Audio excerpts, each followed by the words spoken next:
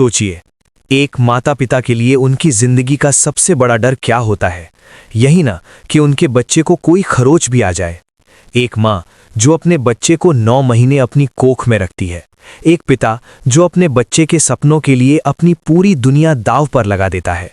क्या हो अगर उन्हीं माता पिता को देश की सबसे बड़ी अदालत के सामने खड़े होकर अपने ही जिगर के टुकड़े के लिए इच्छा यानी जीवन खत्म करने की इजाजत मांगनी पड़े?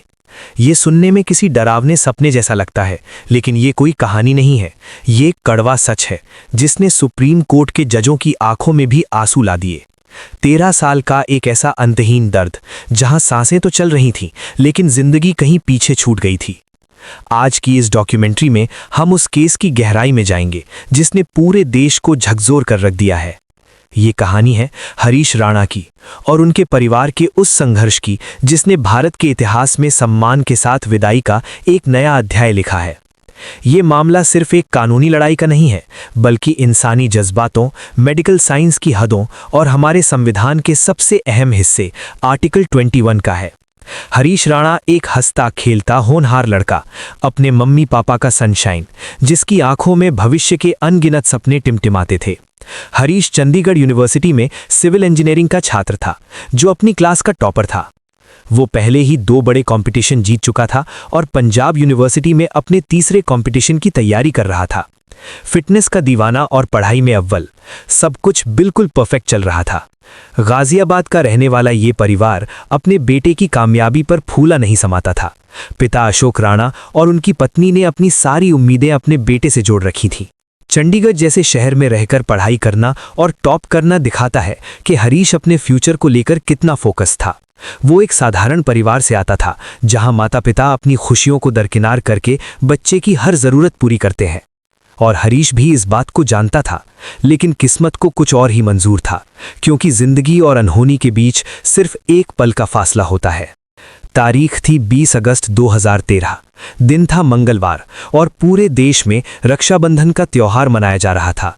हरीश ने भी सुबह अपने परिवार को मैसेज किए थे और त्योहार का दिन होने की वजह से माहौल खुशनुमा था। हरीश चंडीगढ़ में अपने पेइंग गेस्ट अकोमोडेशन में था, लेकिन दिन ढलते ढलते अशोक राणा के फोन पर एक ऐसी कॉल आई जिसने उनके पैरों तले जमीन खिसका दी। उन्हें बताया गया कि हरीश अपनी पीजी की 4थी मंजिल से नीचे गिर गया है। ये हादसा कैसे हुआ, अचानक उसका बैलेंस कैसे बिगड़ा, ये आज भी एक दुखद घटना ही है। रात के करीब 3 बजे परिवार चंडीगढ़ के पीजीआई ट्रॉमा सेंटर पहुंचा। जब उन्होंने हरीश को देखा तो उसके सिर पर गहरी चोट थी और एक ही पल में उस टॉपर लड़के की जिंदगी पूरी तरह से बदल गई। इतनी ऊंचाई से गिरने के कारण उसके सिर में गंभीर इंजरी आई थी। डॉक्टरों ने तुरंत इलाज शुरू किया, लेकिन नुकसान इतना गहरा था कि हरीश के दिमाग की नसें बुरी तरह प्रभावित हो चुकी थीं। हादसे के बाद वो कभी उठ नहीं पाया और एक ऐसे स्टेट में चला गया जिसे मेडिकल भाषा में परमानेंट वेजिटेटिव स्टेट कहते हैं। 100% डिसेबिलिटी, यानी शरीर का कोई भी हिस्सा काम नहीं कर रहा था। हादसे के बाद पिता अशोक राणा ने अपने बेटे को बचाने के लिए आसमान एक कर दिया। उन्होंने चंडीगढ़ के पीजीआई से लेकर दिल्ली के एम्स और कई बड़े प्राइवेट अस्पतालों के चक्कर काटे। पानी की तरह पैसा बहाया गया और हर महीने हजारों रुपए सिर्फ उसकी मेडिकल जरूरतों, ट्यूब्स और दवाइयों पर खर्च होते थे। परिवार ने हरीश के इलाज के लिए अपना घर तक बेच दिया, लेकिन हर अस्पताल और हर डॉक्टर का जवाब एक ही था कि सिर की गंभीर चोट की वजह से हरीश के ठीक होने की कोई उम्मीद नहीं है और उसकी रिकवरी के चांस ना के बराबर थे। पिछले 13 सालों से हरीश बिस्तर पर पड़ा था। ना वो बोल सकता था, ना कुछ महसूस कर सकता था और ना ही अपने माता पिता को पहचान सकता था। बस कभी कभी उसकी पलकें झपक जाती और यही इस बात का संकेत रहता कि हरीश के जिस्म में अभी भी सांसें बाकी हैं। खाने पीने के लिए उसके पेट में पेग ट्यूब लगी थी और सांस लेने के लिए ट्रैकियोस्टमी ट्यूब। कल्पना कीजिए उस माँ की जिसने 9 महीने उसे कोख में रखा, उसे बड़ा किया और जब वो जवान हो गया तो 13 साल तक फिर से एक दूध मुँहे बच्चे की तरह उसकी सेवा की। नातेदारी छूटी, यारी दोस्ती छूटी, दुनियादारी छूटी।